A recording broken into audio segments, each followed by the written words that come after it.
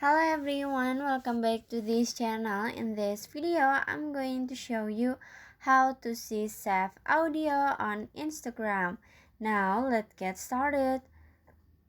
First, open your Instagram apps, and after this, in here you just click on the check on the profile icon at the bottom. And now you just click on the three lights icon at the top.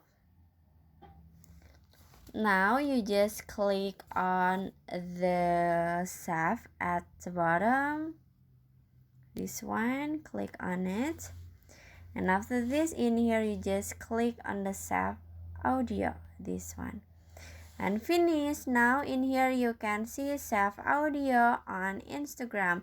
I hope you found this video to be helpful. If you enjoy with the content, please consider like, comment, and subscribe down below. Bye bye.